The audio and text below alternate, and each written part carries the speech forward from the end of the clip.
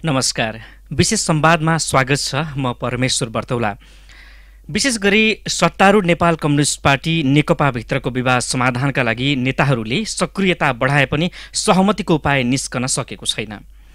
प्रधानमन्त्री केपी शर्मा ओली पक्षले मन्त्री परिषद पुनर्गठन गर्ने र त्यसमा केही नेतालाई व्यवस्थापन गर्ने प्रस्ताव अघि बढाएको खबर सार्वजनिक भएको छ। नेपाल समूहका नेताहरू भने एक व्यक्ति एक जिम्मेवारीको विषय कार्यान्वयन गर्ने र सरकार सञ्चालन पूर्णतः पार्टी नियन्त्रण हुनुपर्ने पक्षमा देखिएका छन्। यही सन्दर्भ र मन्त्रालयको काम कारबाहीका सन्दर्भमा कुराकानी गर्न हामीसँग बागमती प्रदेश भौतिक पूर्वाधार तथा विकास मन्त्री रामेश्वर फुयाल हुनुहुन्छ। यहाँलाई स्वागत छ कार्यक्रममा। नमस्कार। पछिल्लो पटक पार्टीभित्र उत्पन्न भएको पछिल्लो अवस्था र विधि मिचेर गरिएको निर्णयबारे भन्ने समाचार आउँदाखेरि तपाईँको धारणा के छ? विधि मिचेर गरिएको भन्ने कुरा चाहिँ मलाई हास्यास्पद लागिरहेको छ। जे समाचार आयो त्यो समाचारले नेपाल कम्युनिस्ट पार्टी गम्भीर छ, नेपाल कम्युनिस्ट पार्टीका कार्यकर्ताहरू गम्भीर छौँ, नेताहरू गम्भीर छौँ। साथसाथै यो मुलुकको भलो चिताउने, राष्ट्रिय हित चिताउने, लोकतन्त्रका पक्षधर आम मान्छेहरूलाई, त्यो जनवादको पक्षधर आम मान्छेहरूलाई दुःख लागिरहेको छ। ताकि 2015 सालमा पनि निर्वाचन भयो, झन्डै 2/3 बीपी कोइरालाले प्राप्त गर्नुभयो। त्यो काङ्ग्रेस पार्टीले प्राप्त गरेको थियो। त्यो 2/3 पनि राम्रो गरी सदुपयोग हुन सकेन। मुलुकमा प्रतिगमन भयो। हाम्रो देशमा यो पटकको निर्वाचन संविधान सभाको निर्वाचन भयो। दोस्रो पटकको संविधान सभाको निर्वाचनले नाकाबन्दीको बेला, त्यो बेलामा नेतृत्व गर्ने एकजना राजनेता केपी शर्मा ओलीलाई निर्वाचनको विधिद्वारा 2/3 को नजिकबाट नेता छान्यो। नेपाली जनताको चाहना पनि थियो। त्यो चाहनालाई चाहिँ हामीले नेपाल कम्युनिस्ट पार्टीको चुनाव चिन्हभित्रबाट निर्वाचित भयौँ। उहाँ प्रधानमन्त्रीको रूपमै प्रस्तावित रहनुभएको निर्वाचनमै जाँदा। त्यसो भएको हुनाले यो 5 वर्ष प्रधानमन्त्रीको कुर्सीतर्फ कोही पनि नेताहरूले, बाँकी अरू नेताहरूले नहेर्दा पनि हुन्छ। जहाँसम्म महाधिवेशनको कुरा छ, नेपाल कम्युनिस्ट पार्टी एमालेको महाधिवेशनले केपी शर्मा ओलीलाई अध्यक्ष चुन्यो। यसै गरी नेपाल कम्युनिस्ट पार्टी माओवादी केन्द्रको महाधिवेशनले कमरेड पुष्प कमल दाहाल प्रचण्डलाई निर्वाचन गर्यो। ती दुईवटा पार्टीहरू आकस्मिक रूपले मिले, नेपाली जनताको चाहनाअनुसार एकीकरण भयो। नेपालमा 2006 सालमा राजनेता महासचिव पुष्प लाल श्रेष्ठले स्थापित गर्नुभएको यो आन्दोलन यहाँ आइपुग्यो। धेरै मान्छेले कल्पनै गरेका थिएनन्। मान्छेहरूले नेपाल कम्युनिस्ट पार्टीको पुच्छर काट्नुपर्छ भनेर भन्दा यो पुच्छर काट्ने नि कुनै सम्भव हुने कुरा हो र? हास्यास्पद प्रस्तावको रूपमा मान्छेहरूले लिन्थे। कम्युनिस्ट पार्टीको केन्द्रीय सदस्यहरूले पनि लिन्थे। मलाई कहिलेकाहीँ अचम्म लाग्थ्यो, राजनेता केपी शर्मा ओलीले रेलको सपना देखाउँदा, तेलको सपना देखाउँदा मान्छेहरू पत्ताउन गाह्रो हुन्थ्यो। सडकहरूको निर्माण र अन्य निर्माणको कुरा गर्दा मान्छेहरू पत्ताउन गाह्रो हुन्थ्यो। तेल त छङछङ्गी अम्लेखगञ्जमा आएर बगिसकेको छ। रेलको सन्दर्भमा मान्छेले विश्वस्त हुन थालिरहेका छन्।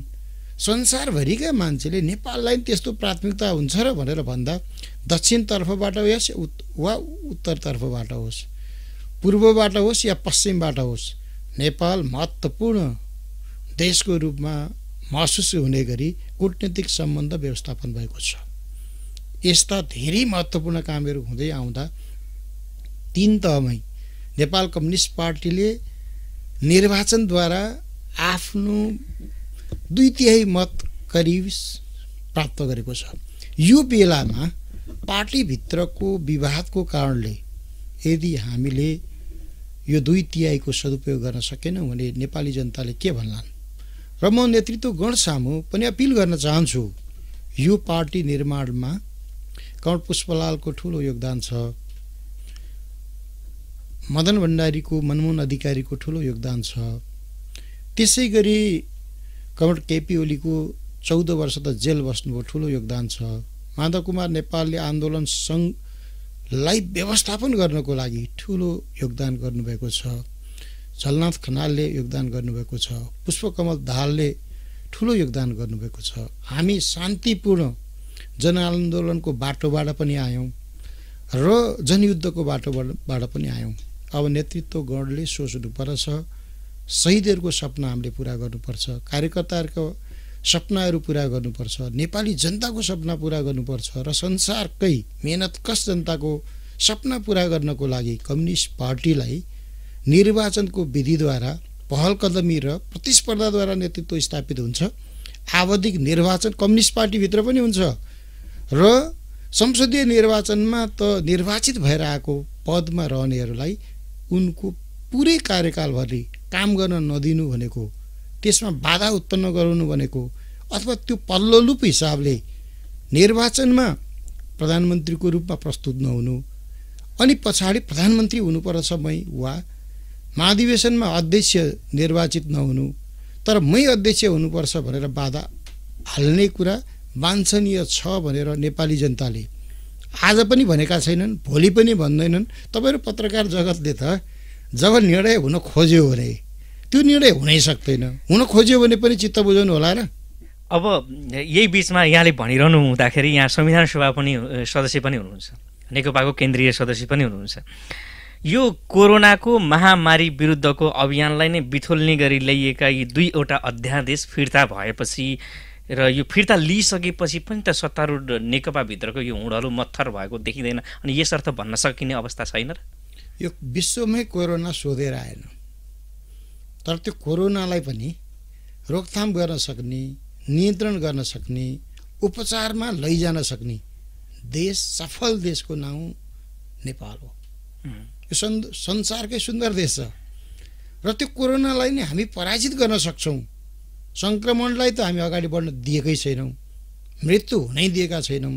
यो काम चाहिँ भारतभन्दा नै अगाडि लकडाउन गर्न सक्ने, बन्दाबन्दी गर्न सक्ने त्यो दूरदर्शी नेतृत्वको नाउँ केपी शर्मा ओली होइन र प्रधानमन्त्रीज्यू। र त्यो लकडाउन गर्न हुँदैन थियो भन्नेहरू पनि छन्, खोलिदिनु पर्थ्यो या चलाउनु पर्थ्यो भन्नेहरू पनि छन्। तर आज संसारले नै नेपाल अति उच्चतम जोखिमको क्षेत्र हो, देश हो भनेर भनेको त्यो WHO ले, विश्व स्वास्थ्य सङ्गठनले। आज त्यो अवस्थामा हामीले प्रगति गरेर अति जोखिमको सट्टा जोखिममा मात्रै झरेका छौँ। अति उच्च जोखिमबाट उच्च जोखिममा हामी झरेका छौँ भने प्रगति भएको छ, झरेको होइन, प्रगति भएको छ। यो के कारणले? समयमा निर्णय लिन सक्ने क्षमताको नेतृत्वले गर्दा नै भनेपछि। यसैले मैले तपाईसँग के भनिरहेको छु भने यो बेलामा केन्द्रित हुनु पर्दथ्यो केमा? तपाईँको ठिक प्रश्न छ। तपाईँले प्रश्न गर्नुभएको मध्ये सरकारले के आवश्यकता ठान्यो र अध्यादेश ल्यायो। महिनौँ महिना वर्षौँ वर्षसम्म पनि संवैधानिक परिषदको बैठक नहुने। हिजो नेपाल कम्युनिस्ट पार्टी एमाले छँदा अथवा अन्य पार्टीहरूमा हामी छँदा हामी त्यहाँ प्रतिपक्षी दलको हिसाबले मात्रै प्रतिनिधित्व गर्ने हो। विपक्षीको आवाज पनि मुखरित हुनको लागि त्यो ऐनको हामीले प्रस्ताव गऱ्यौँ, त्यसको प्रयोग पनि गऱ्यौँ। राम्रो प्रयोग हुँदा त्यो ऐन राम्रै भयो। तर के रह्यो भने केही कुराहरू सौदाबाजी गर्नको लागि सबै संवैधानिक पदहरू कति कुर्ने त, निर्णयमा त जानै पर्छ भनेर अध्यादेश आयो। यद्यपि त्यो आवश्यक थियो कि थिएन बेला भन्ने बारेमा समीक्षा होला पार्टीमा, नेपाल कम्युनिस्ट पार्टीमा होला, हुने पनि छ। साथसाथै फिर्ता पनि लिइसक्यो। फिर्ता लिएकै विधेयकको पक्षमा म अहिले किन बोलिरहनु पर्यो र? तर त्यसको आवश्यकता भएर नै पेश गरेको भन्ने मलाई लागेको छ। र अर्को कुरा भनेको तपाईँले र वामा प्रश्न गरिरहनु भएको छ। हामीले राजनीतिक दल सम्बन्धी ऐन बनाइरहेको बखत, त्यो विधेयकमा बहस गरिरहेको बखत राज्य व्यवस्था समितिको संविधान सभाको एकजना सदस्यका हिसाबले मलाई खुब गौरव पनि के लाग्छ भने नेपाललाई थ्रेसहोल्ड चाहिन्छ र प्रत्यक्ष निर्वाचित 1 अनिवार्य चाहिन्छ र 3% भन्ने हामी केन्द्रमा राख्यौँ। 1.5% मात्रै निर्वाचित प्रत्यक्ष हामीले खोजेनौँ प्रदेशमा पनि खोज्नुपर्ने रहेछ। संशोधनमा त मैले यो त्यो पनि आवश्यकता देखिरहेको छु। प्रत्यक्ष निर्वाचित नै नभएका दलहरू राष्ट्रिय मान्यता प्राप्त दल कसरी बनाउने? तर हामीले त कानुनले बनायौँ, हामीले अहिले मान्नै परेको छ। त्यसमै कुराले म के बताउन चाहन्छु भने रहको आवश्यकता हामीले हिजो किन खोज्यौँ भने पार्टीहरू विभाजित भएर फेरि विभाजित भए। त्यस्तो नहोस् भन्नको लागि हामीले राख्यौँ। तर पार्टीभित्र दलहरू आफै पूर्ण लोकतान्त्रिक छैनन् भने चाहिँ एकपटक दल बन्छ, बनिसके पछाडि चाहिँ समान इच्छा चाहना भएका व्यक्तिहरू सङ्गठित हुने, सङ्गठनको नाम राजनीतिक पार्टी होला नि, तर समान इच्छा पनि रहेन, चाहना पनि रहेन, नेतृत्वले हर बेला वाञ्छनीय भूमिका पनि दिएन भने संसारको लोकतन्त्रमा एकै ठाउँ बसी नरहनु पनि त सक्छन् नि। हो, त्यस्तो परिस्थितिमा 40% संसदीय दलको सदस्यहरूले छुट्टी नपाउने र अहिले चाहिँ पार्टीको केन्द्रीय समितिमा पनि हुनुपर्छ भन्ने छ। त्यसैले छोड्नुपर्छ कि भन्ने कुरा पनि बहस पैरवी कहिले थियो भने राज्य व्यवस्था समितिमा हामी हुँदा जब यो विधेयक राज्य व्यवस्था समितिमा आइपुग्यो र उहाँका बारेमा हामीले धेरै बहस गऱ्यौँ, तर रको आवश्यकता ठानेर हामीले त्यो व्यवस्थापन गऱ्यौँ। यो सरकारले राखेर ल्यायो, अब राखेर ल्याएको विधेयक फिर्ता लियो नि त, फिर्ता लिइसकेपछि रहनै बाँकी छ कि छैन, यो पनि प्रश्नहरू छन्। हो, यसैले गर्दा म के बताउन चाहन्छु भने यतिखेर हाम्रो पार्टीभित्र अब संसद सबभन्दा पहिलो कुरा त सचिवालयको बैठकमा छलफल हुनेछ, स्थायी कमिटीमा छलफल हुनेछ। म केन्द्रीय कमिटीको सदस्य पनि हो, केन्द्रीय कमिटीमा पनि यो विषय छलफल हुनुपर्छ। केन्द्रीय कमिटीमा पनि टुङ्गिसके पछाडि यो विषयलाई हामी यो सन्दर्भलाई निष्कर्षमा लिएर जानेछौँ। यो वाञ्छनीय थियो या थिएन, यसका के पक्षहरू राम्रा थिए या थिएनन्, यो नेपाली जनताले हेरिरहनेछन्, तपाईँहरू समाचार प्रसार गरिरहनुहुनेछ। यो भनिरहँदाखेरि अध्यादेश फिर्ता पनि भयो, फिर्ता लिइसकेपछि पनि यो सरकारमाथिको सङ्कट अब घट्नुपर्ने बेलामा झन्झन चुलिँदै गएको देखिन्छ। मैले के देख्छु भने हामीले जनताको बहुदलीय जनवाद, म नेपाल कम्युनिस्ट पार्टीको एमालेको सदस्य, केन्द्रीय कमिटीको सदस्य, जनताको बहुदलीय जनवादलाई हामीले मूल सिद्धान्तको रूपमा लियौँ। यसको प्रतिपादन कमरेड मदन कुमार भण्डारीको नेतृत्वमा भयो। हाम्रो महाधिवेशनले, 5औं महाधिवेशनले कार्यक्रमको रूपमा लियो, 6औं र 7औं महाधिवेशनले यसलाई सिद्धान्तको रूपमा प्रतिपादन गर्यो। यसै गरी हामी एकीकृत भएको पार्टी नेपाल कम्युनिस्ट पार्टी माओवादी केन्द्रले 21औं शताब्दीको जनवादलाई आफ्नो सिद्धान्तको रूपमा अगाडि सार्यो। यी दुईवटा पार्टीहरू मिलिसकेपछि अहिले हामीले जनताको जनवादलाई सिद्धान्तको रूपमा लिने, यसको बहसलाई महाधिवेशनसम्म जाने, त्यो महाधिवेशनमा गएर टुङ्गो गर्ने, तर सारतत्वमा पहलकदमीमा नेतृत्व बन्छ र प्रतिस्पर्धामा नेतृत्व बन्छ। प्रतिस्पर्धा भने त महाधिवेशन नभई हुँदैन होला, बस पैरवी पनि महाधिवेशनसम्म गएर हुन्छ।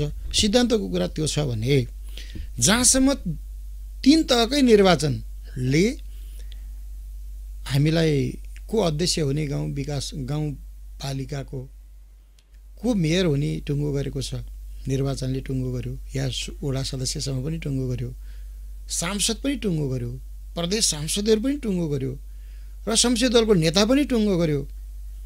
यो एउटा विधेयकको वाञ्छनीय पक्ष थियो कि थिएन भनेर प्रधानमन्त्री संसदीय दलको नेताको बारेमा प्रश्न छ भने पार्टीमा बहस पैरवी गर्न सकिन्छ।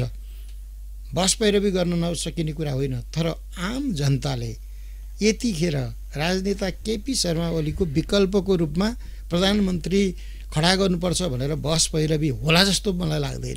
र अध्यक्षको सन्दर्भमा तपाईँले प्रश्न गरिरहनु भएको छ, निर्वाचित अध्यक्ष एकीकरण भयो, एकीकरण पछि 2 जना अध्यक्षहरू हुनुभएको छ।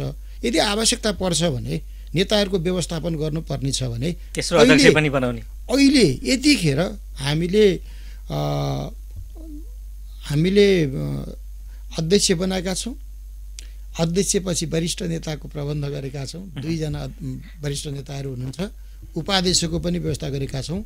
संसारमा अन्य देशमा कम्युनिस्ट पार्टीहरूले 2टा अध्यक्ष राखेको छ कि छैन, तर हाम्रो देशमा आवश्यकता पर्यो हामीले 2 जना अध्यक्ष अवस्था छ। र यदि सहमति त्यही विषयमा हुन्छ भने तेस्रो अध्यक्ष हुँदा के बिग्रेला र?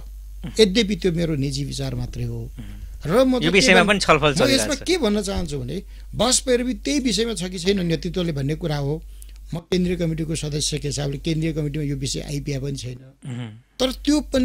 तर म एउटा कुरा प्रश्न गर्न के चाहन्छु भने वरिष्ठ नेताहरू जो प्रधानमन्त्री पनि हुनुभएको छ, पार्टीको लामो जीवनको कुनै न कुनै हिसाबले नेतृत्वदायी भूमिका खेल्नुभएको छ। नेपालमा 3वटा क्रान्तिमध्ये उहाँहरू 2टा क्रान्तिमा त सामेल हुनुभयो, 46 सालको क्रान्ति र 63 को क्रान्तिमा चाहिँ सामेल हुनुभएको नेतृत्व हुनुहुन्छ। धेरै कठिन दिनहरू व्यतीत गर्नुभएको हुनुहुन्छ। भूतपूर्व प्रधानमन्त्री हुनेहरू नै नेता हुनुहुन्छ।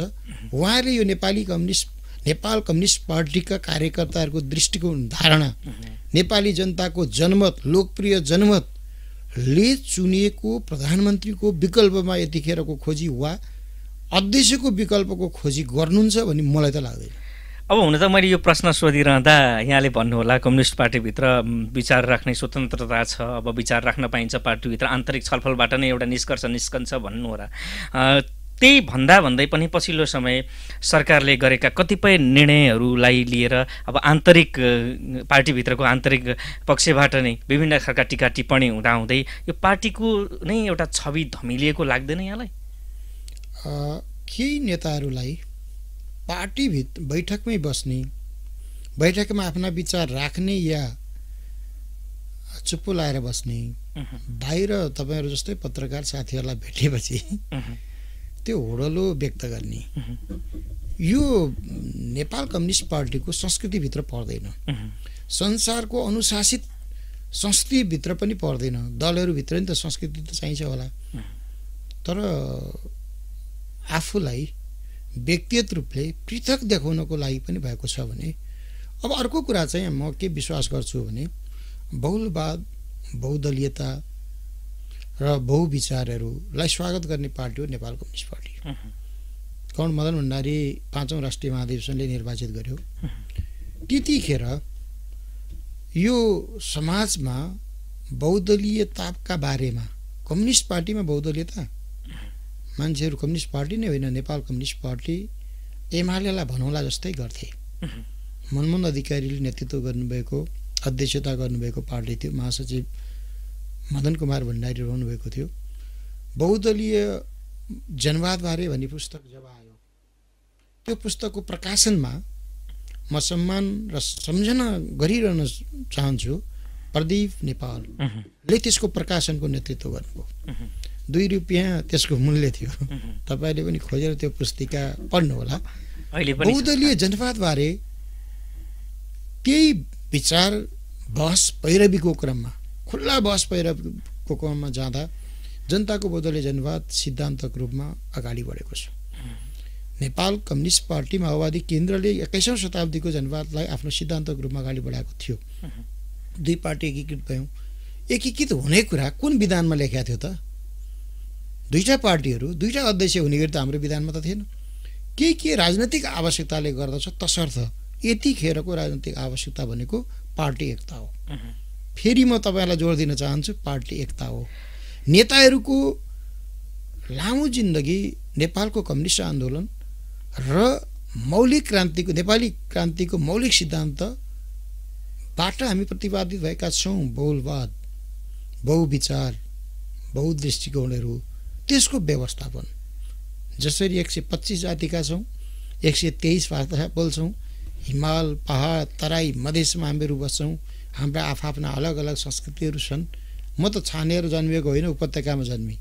उपत्यका मन्दिरको उपत्यका छ, काठमाडौँ उपत्यका छैन हो, विश्व सम्पदा सूचीमा सूचीकृत छ। बागमती प्रदेश त्यो सम्भावनाको ठाउँमा छ, तर यहाँको भौगोलिक विशेषता र विकटताहरू, जातीय भाषिक सांस्कृतिक विविधताहरू कति गजबको छ भन्नु त।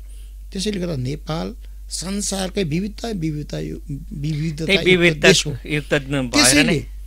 विचारको बारेमा यसलाई अन्यथा नमान्नु होला। नेताहरू पनि जब धेरै नेताहरू हुनुहुन्छ, प्रधानमन्त्री नै हुनुभएको नेताहरू पनि हुनुहुन्छ र पार्टीको लामो समय अध्यक्ष नचलाएको नेताहरू नै हुनुहुन्न, उहाँहरूको व्यवस्थापन पनि नेपाल कम्युनिस्ट पार्टीको ले गर्न जरुरी छ। त्यो काम यो बैठकले गर्ला र हामी मान्छेले नपत्याउने गरी वाह गजबको व्यवस्थापन भयो नेपाल कम्युनिस्ट पार्टीमा भनेर तपाईँ सुन्न पाउनुहुन्छ। म यो बागमती प्रदेशको हिसाबले, बागमती प्रदेशको सरकारको हिसाबले पनि माननीय मुख्यमन्त्री डोरमणि पौडेलको नेतृत्वको यो सरकार त्यही चाहिरहेको छ। हामी केन्द्रीय कमिटीमा यही भूमिका खेल्नेछौँ र हरेक पार्टी सदस्य, हरेक नागरिकले पनि सम्झनेछन् नेपाल देश जो नाकाबन्दीमा झुकेन।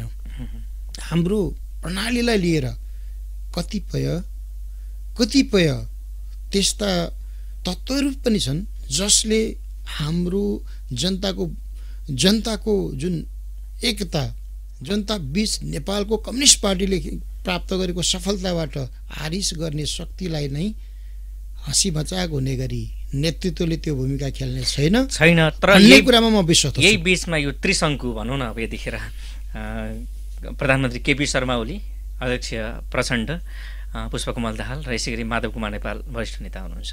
तीनजना बीचको यो आन्तरिक कुराहरू नमिल्दा नै, व्यवहारगत अथवा विषयगत केही विषयमा नमिल्दा नै नेकपाको 174 जना संसदीय दलमा हुनुहुन्छ। यहाँभित्र पनि अहिले आन्तरिक रूपमा को बलियो हुने भन्ने खालका संसदीय दलभित्रै एउटा जोड घटाउ सुरु भएको कतिपय नेताहरू बताउँछन्। कोही एउटा हुन त यो भन्न सुहाउँछ या सुहाउँदैन, गुटगत भन्न मिल्ला नमिल्ला, गुट छैन भनेर यहाँ दाबी गरिरहनुहुन्छ यहाँहरू।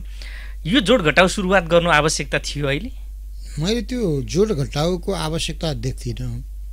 संसदीय दलको लोकप्रिय मतका साथ, भारी मतका साथ सर्वसम्मतिले नेतृत्व गरिरहनु भएको छ यो जोड घटाउ केपी शर्मा ओलीले।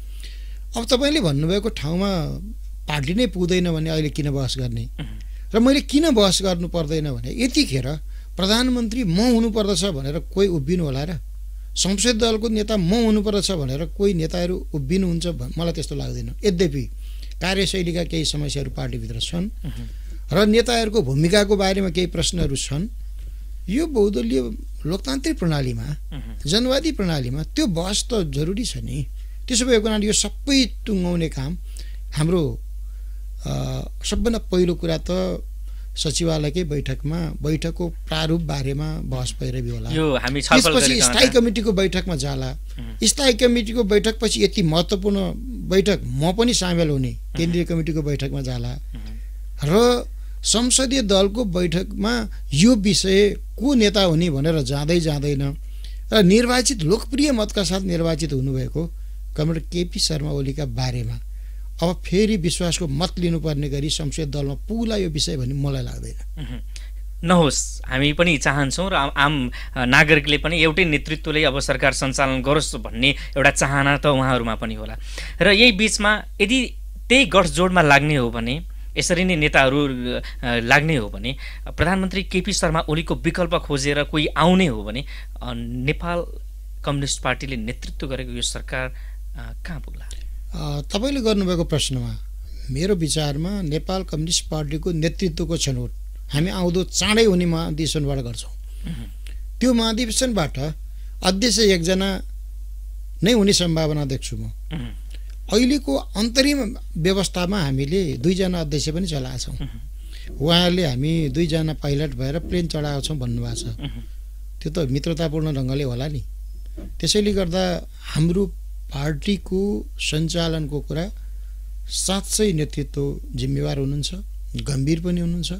आवश्यकताले अध्यक्ष 1, 2, 3 कति हुने हो यो पार्टी केन्द्रले टुङ्गो गर्ने कुरा हो।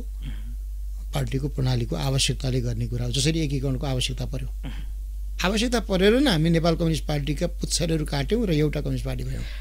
त्यसैले गर्दा जहाँसम्म निर्वाचित सरकार छ, यो सरकारले 5 वर्ष केपी शर्मा ओलीको नेतृत्वको सरकार चल्नेछ। यसले सुखी नेपाली र समृद्ध नेपालको सपना पुरा गर्छ। रेल पनि ल्याउँछ, तेल पनि ल्याइसकेको छ। र त्यति मात्रै होइन, बागमती प्रदेशबाटै जाने हो यो भीमफेदी कुलेखानी पोष्टबहादुर बोगटी सुरुङबाट मदन भण्डारी मार्ग हुँदै हामी तेलको पाइप पठाउनेछौँ, ग्यासको पाइप पठाउनेछौँ, मान्छेहरू ओहोरदोहोर गर्नेछन्। यो लकडाउनको बिचमा, बन्दाबन्दीको बिचमा नि हामी काम गरिरहेका छौँ। र तपाईँले 1 महिनाभित्र सुरुङ युगको प्रारम्भ गर्नको लागि हामी टेन्डरमा जानेछौँ। त्यसका लागि विधि प्रक्रिया पुर्याउन गइरहेका छौँ। र तपाईँलाई भन्नै पर्छ 103 वर्ष अगाडि सन् 1917 ब्रिगेडियर जनरल दिल्लीजङ थापा इन्जिनियर हुनुभएको ले बनाउनु भएको रहेछ चुरियामाई सुरुङ। त्यसको हामी प्रबलीकरण गर्न गइरहेका छौँ। यदि लकडाउन थिएन भने, कोरोनाले धक्का नमारेको थियो भने हामी 1 गते उहाँको शालिगको अनावरण गर्ने थियौँ र यसको प्रबलीकरणको काम सुरु गर्नेछौँ। अब आउँदो 1 महिनाभित्र हामी त्यो कामलाई अगाडि बढाउँछौँ। यस्ता कामहरू पर्याप्त गर्दै प्रदेश सरकार, बागमती प्रदेश सरकार पनि अगाडि बढेको छ। जहाँसम्म केन्द्र सरकारको कुरा गर्नुहुन्छ भने यो बन्दाबन्दीको बिचमा पनि प्रतिदिन 10-11 किलोमिटरभन्दा बढी पिच भइसकेको, कालोपत्र भइरहेको तपाईँले समाचार सुन्नुभएको छ होला नि। र हामीले 1 महिनाको बिचमा भीमफेदीदेखि कुलेखानीसम्मको 14 किलोमिटर सडक विस्तार गरिसकेका छौँ। तपाईँहरू गएर हेर्नु होला। तेह्रै जिल्लामा यो प्रयास गरिरहेका छौँ। यतिखेर बन्दाबन्दीको बिचमा पनि तपाईँ चाहे राप्तीको किनारो गएर हेर्नुहोस् या कागेश्वरी चक्रपथमा कालोपत्र हालिरहेको र पानी झमझम परिरहेको पनि हेर्न जानुहोस्। कालोपत्र हाल्न हामी तयारी गरेको, पानीले मानेन, रोकिनु परेको छ। पानी रोक्न त हामी सकेनौँ। यसै गरी 13 जिल्लामा 66वटै निर्वाचन क्षेत्रमा 119वटै स्थानीय तहमा भोक मार्नका लागि पनि प्रयासमा लागिरहनु भएको छ। कोरोनालाई जित्नको लागि नागरिकको भने कोही भोको हुन नदिने गरी जनप्रतिनिधिहरू खटिरहनु भएको छ। 3 तहकै निर्माण विकासमा खटिरहनु भएको छ। र यो अवस्थाको बिचमा पार्टीमा जुन खालको एक प्रकारको दुःखद अवस्था सृजना भयो, यसमा हामी सबै दुखित छौँ। तर यो भनिरहँदा गर्जन पछाडि, आन्तरिक चट्याङहरू पनि पछाडि जब सूर्य खुल्छ नि, त्यही बेला मान्छे आनन्दको ताप फेरि राप पनि हेर्नेछन्। त्यो ढङ्गले नेपाल कम्युनिस्ट पार्टीले जनताले खुसी हुने गरी, कार्यकर्ताहरू खुसी हुने गरी, शहीदहरू खुसी हुने गरी एकताको पार्टीको छ भनेर भन्ने कुराको मुस्कुराउँदै नेतृत्वले हात हल्लाउँदै बैठकबाट निस्कनुहुन्छ। र त्यतिखेर मान्छेहरू अमिलो मनले, प्रतिगामीहरू, प्रतिक्रियावादीहरू हाम्रो निर्णय हेरिरहनेछ। यो आन्तरिक सङ्कट धेरै लम्बिने छैन भन्नेमा यहाँ विश्वस्त हुनुहुन्छ? ढिला चाँडोको कुरा मैले भनिनँ, मैले जोखाना हेर्न पनि मिलेन। तर यसको अर्को कुनै बाटै छैन। अब यो अलिकति यही सन्दर्भमा यो अन्तिम प्रश्न पनि हुनेछ मेरो राजनैतिक विषयवस्तुमाथि। यो अलिकति कतिपयले पावर सेयरिङमा पुगेर सङ्कट टर्ने अनुमान गरेका छन् होइन? पावर सेयरिङ भयो भने यो सङ्कट टर्न सक्छ भन्ने खालको अनुमान छ। कहिले चाहिँ अब यो सरकार परिवर्तन वा पार्टी विभाजनसम्मको दुर्घटनाको अनुमान गरेका छन्। यद्यपि यसो नहुनेमा तपाईँहरू भनिरहनु भएको छ। अब यो परिस्थिति साँच्चै यस्तै हो? मैले त्यस्तो देखेको छैन। र पार्टीको आवश्यकताले पद्धतिमा गएर भुइँमा बस्नु पर्यो भने तयार हुनुपर्छ भनेर निर्वाचनमा जाँदा कर्ण मदन हुन्डाले भन्नुहुन्थ्यो। यदि विषय मिल्दैन, निर्वाचनमै जानु पर्यो भने, पार्टीभित्रको निर्वाचनमा जानु पर्यो भने, संसदीय दलको निर्वाचनमा जानु पर्यो भने पनि नेताहरूले तयार हुनु पर्ला। तर म त्यो निर्वाचनको विधिबाट अहिलेको छिनोफानो गर्ने बेला होइन। एकताको विधिबाट जान जरुरी छ।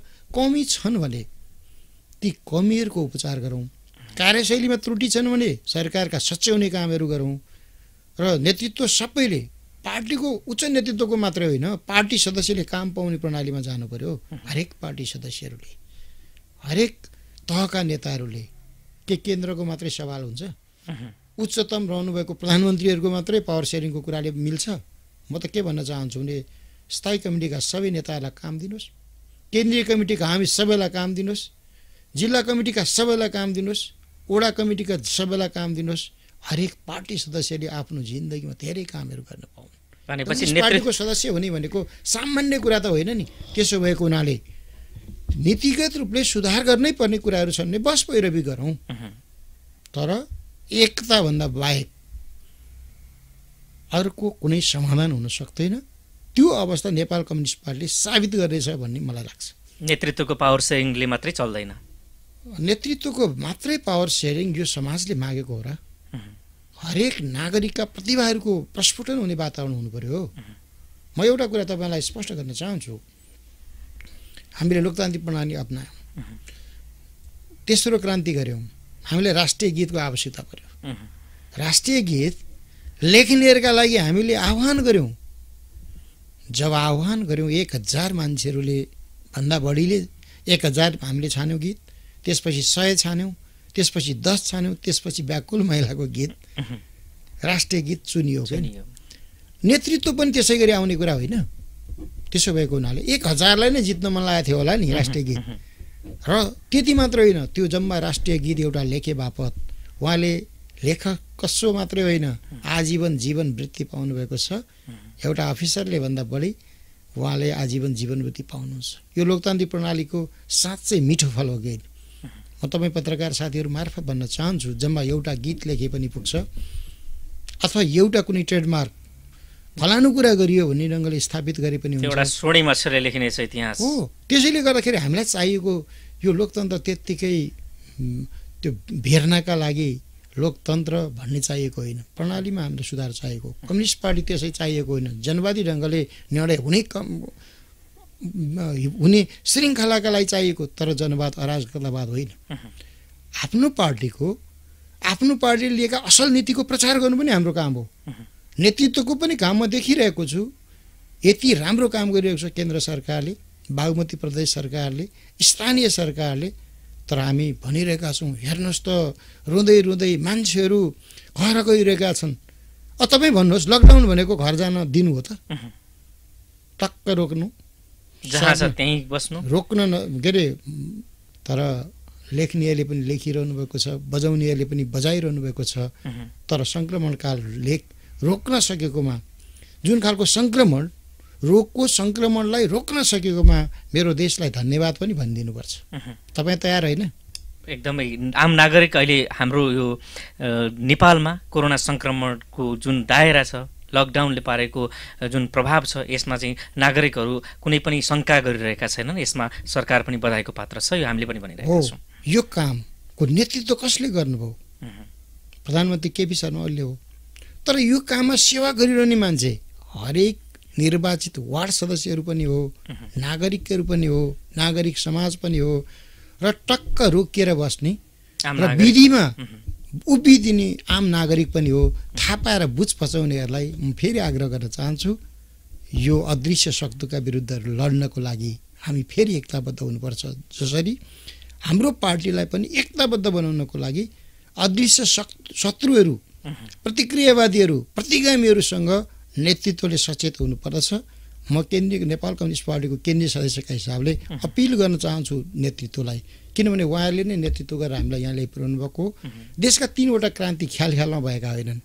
त्यसका लागि पुष्पलाललाई सम्झाउनुपर्छ, बिपी कोइरालालाई सम्झाउनुपर्छ, मनमोहन अधिकारीलाई सम्झाउनुपर्छ, गणेशमान सिंहलाई सम्झाउनुपर्छ, मदन भण्डारीलाई सम्झाउनुपर्छ, अनि यो नेतृत्वगण माधव कुमार नेपाललाई सम्झाउनुपर्छ, झलनाथ खनाललाई सम्झिनुपर्छ, पुष्पकमल दाहाललाई सम्झिनुपर्छ, र केपी शर्मा ओलीलाई पनि सम्झाउनुपर्छ, र हरेक शहीदहरूलाई सम्झाउनुपर्छ। मन्त्रीज्यू, राजनैतिक कुराकानी सँगसँगै अब अलिकति हामी अब यहाँको मन्त्रालय भौतिक पूर्वाधार तथा विकासको क्षेत्रमा बागमती प्रदेशको अहिलेसम्मको उपलब्धिलाई कसरी चित्रण गर्नुहुन्छ? म 2076 साल फागुन 5 गते बेलुका 6 बजे मैले शपथ ग्रहण गरेँ। त्यो शपथ ग्रहणभन्दा अगाडि त्यो मन्त्रालयको नेतृत्व केही समय केशव स्थापित मान्यज्यूले गर्नुभयो। त्यस पछाडि मुख्यमन्त्री डोरमणि पौडेलले नै गर्नुभयो। उहाँले धेरै कामहरूको प्रारम्भ गर्नुभएको छ। ती कामको निरन्तरता नै मैले गर्ने काम हो भन्ने हिसाबले मैले लिएको छु।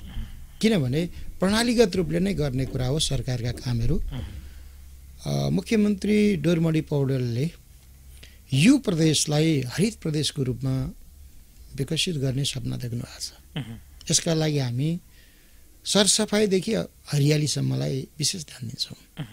सडक मानव रहित प्रदेशको रूपमा हामी विकसित गर्न चाहन्छौँ। मान्छेले हात थाप्न नपरोस् सडकमा। यो राजनेता केपी शर्मा ओली प्रधानमन्त्रीजीको पनि सपना हो, यहाँको मुख्यमन्त्री डोरमणि पौडेलको पनि सपना हो। हामीले भर्खरै स्थायी राजधानी तोक्यौँ। चित्त बुझाएर भए पनि नबुझाएर भए पनि 108 मत मध्ये स्थायी राजधानीको पक्षमा 105 मत हाल्यौँ। स्थायी राजधानी हेटुँडा तय भयो। प्रणाली थियो, अलग अलग विचारहरू थिए, बहस पनि भयो। तर हामीले 108 मा 105 मत हालेर हेटौँडा तय गरेका छौँ र यो प्रदेशको राजधानीको रूपमा यसलाई विकसित गर्न गइरहेका छौँ। प्रदेशको सचिवालय चाँडैभन्दा चाँडै हामीले बनाउन गइरहेका छौँ। त्यसै गरी प्रदेशको नामका बारेमा बागमती प्रदेश संसारमा प्रदेशहरूले सर्वसम्मतिले आफ्नो नाम राखे भनेर तपाईँले संसारमै कम ठाउँमा पाउनुहुन्छ। हामीले प्रदेश नम्बर 3 लाई बागमती प्रदेशको नाम दियौँ। यद्यपि यहाँ फरक नामको प्रस्तावहरू थियो, विचारको लडाईँ पनि भयो, फरक विचारहरू थियो, नामहरू पनि थियो। बागमती प्रदेश हामीले एकैचोटि टुङ्गाउन सक्यौँ, त्यो सफलताको कुरा छ। निर्माण विकासको सन्दर्भमा 119 वटै स्थानीय तहलाई 66 वटै निर्वाचन क्षेत्रलाई 13 नै जिल्लालाई समेटेर हामीले योजनाहरू सन्तुलित विकासको अवधारणा ल्याएका छौँ। त्यसमा भौतिक विकासका कामहरू र मानवीय विकासका कामहरूका लागि हामीले अलग अलग बजेट विनियोजन गरेका छौँ। त्यो कामलाई पुँजीगत खर्च धेरै बढाउन सकेका थिएनौँ 2 वर्षहरूमा। यसका धेरै कारणहरूमध्ये पर्याप्त कानुन बनाइसकेका छौँ। हामीले 50 भन्दा बढी कानुन बनाइसकेका छौँ र 79 वटा कानुन बनाउनु पर्ने मध्ये सायद अब आउँदो अधिवेशनसम्ममा 60 भन्दा बढी कानुन बनिसक्ने छन्। सबै कानुन चाहिने पनि छैन, सामान्यतया 79 छलफलकै क्रममा पनि विभिन्न समितिहरूमा पनि छौँ। त्यसो भएको हुनाले तर हाम्रो मूल लक्ष्य भनेको केही प्रदेश गौरवका योजनाहरू सम्पादन गर्नु र जनताका आधारभूत आवश्यकता पूर्तिका लागि पहल कदमी गर्नु हाम्रो त्यो मूल काम हो। त्यसैले गर्दा निर्माण विकासमा हाम्रो काम अब केन्द्रित गर्छौँ। कानुन बनाइसकेका छौँ, हामीले स्थायी राजधानी तोकिसकेका छौँ, सर्वसम्मतिले नाम तय गरिसकेका छौँ।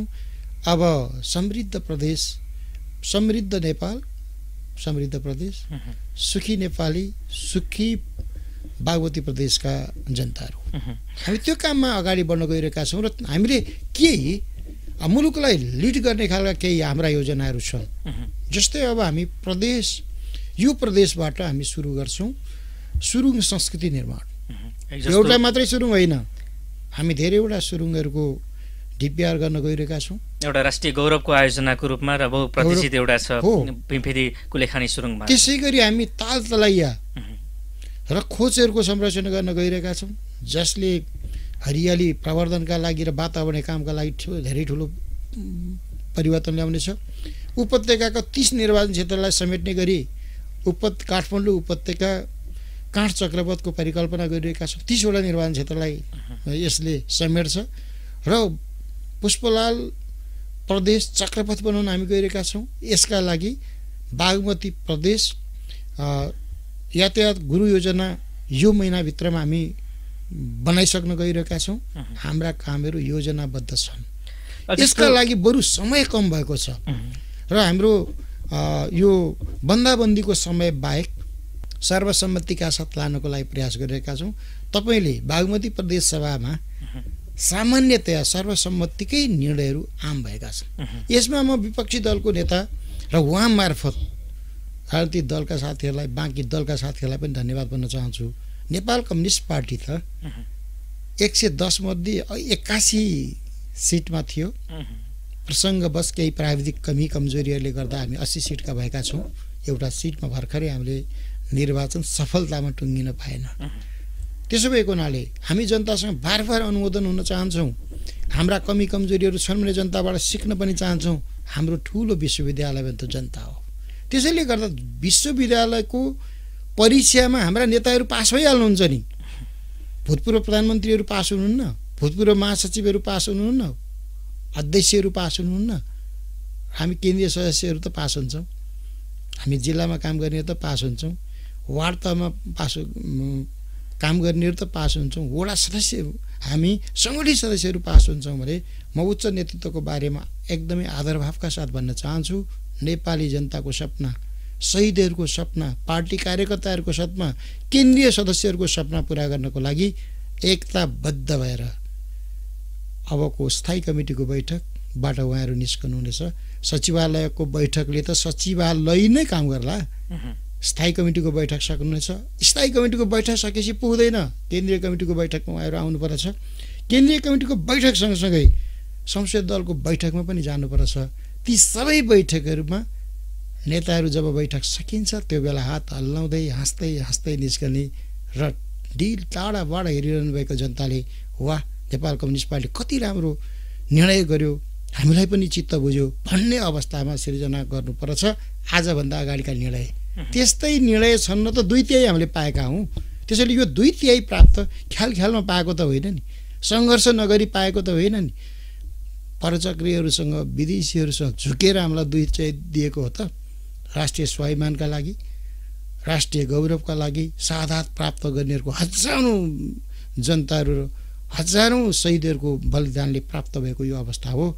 यसलाई ख्यालमा केही व्यक्तिहरूको महत्त्वाकांक्षामा यत्रो कम्युनिस्ट आन्दोलनले दुर्घटना भोग्ने छैन। अब मन्त्रीज्यू यहाँले अलिकति जानकारी पनि गराउनु भएको थियो, यो बहुप्रतीक्षित सुरुङ मार्ग यो छ जुन यसलाई प्रदेश सरकारले आफ्नो मातहतमा ल्याइसकेपछि जस्तो पोष्टबहादुर बोगटी सुरुङ मार्ग यो यसको काम अब कसरी अगाडि बढाउने, मदन भण्डारी मार्ग अब यो कामहरू कसरी अगाडि बढाइँदैछ र यहाँले हामीले भर्खर जानकारी पाए अनुसार यसको बोलपत्र पनि आह्वान हुँदैछ, यहाँले छलफल पनि गरिरहनु भएको छ, आन्तरिक आर्थिक मामिला तथा योजना मन्त्रीज्यूसँग पनि छलफल भएको छ, यसबारे पनि जानकारी गराइदिनुहोस्। आज 2 बजे 2077 साल वैशाख 16 गते 2 बजेदेखि हामी करिब 4 बजेसम्म पोष्टबहादुर सुरुङ भीमफेदी कुलेखानीमा पर्ने सुरुङ कसरी बनाउने त्यसको डिजाइनका बारेमा हामी छलफल गऱ्यौँ, त्यसको लागतको बारेमा छलफल गऱ्यौँ। प्रारम्भिक मात्रै रिपोर्ट आएको छ, थप प्राविधिक रिपोर्टहरूको आवश्यकता छ। साथसाथै योभन्दा अगाडि तपाईँले सुन्नुभएको छ सुरुङ मार्गको कथा, त्यो पुरा नभएको कथालाई अहिले पुरा गर्नुपर्ने छ।